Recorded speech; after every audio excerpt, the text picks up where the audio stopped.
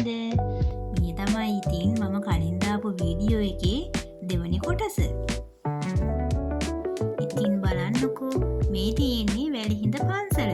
මේ පන්සල හරිම ලස්සනයි. ඉතින් මම මෙරි කරන්න කලින් හැම පෝයකටම මම මේ පන්සලට එනවා. ඉතින් දැන් මේ පන්සල ළඟ ඉඳලා වැඩි දුරක් නෑ අපේ මහ ගෙදරට.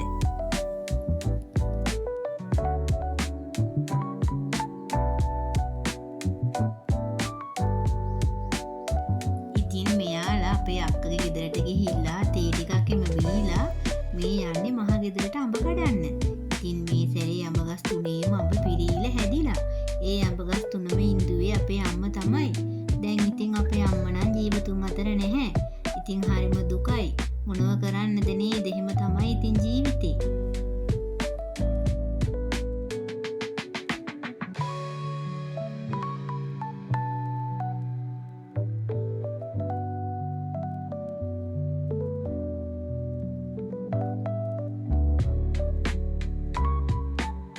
ඉතින් අපේ ගෙදර වහල් දාලා තමයි තියෙන්නේ.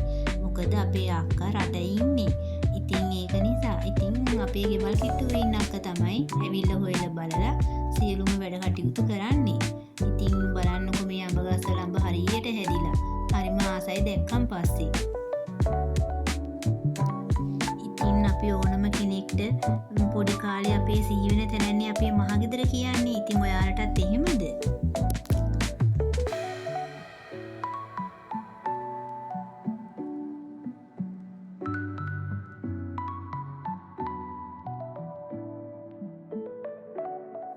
ඔයාලට පේනවද මේ අපේ හස්බන්ඩ් ගහේ නැගගෙන අඹ කඩනවා?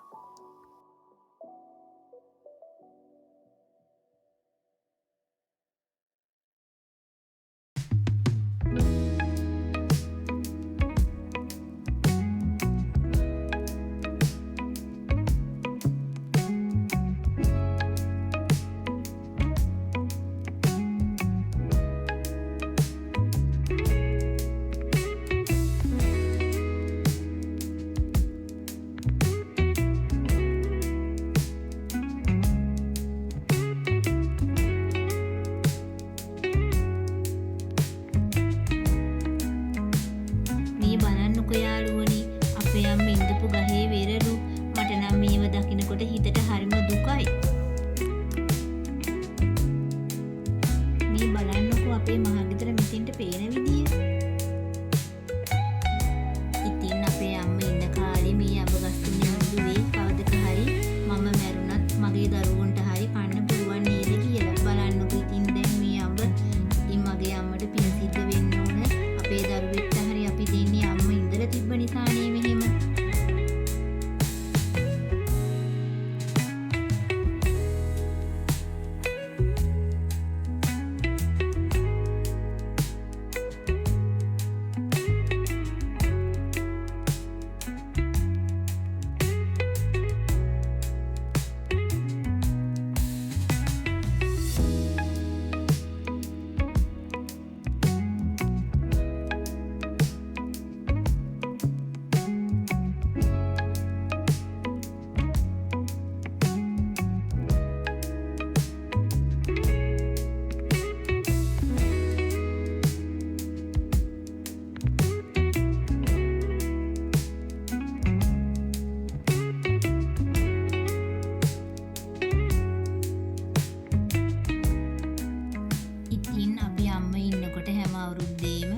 අවුරුද්දට කිරි උතුරවල අම්ම බලන්න ගෙදර යනවා.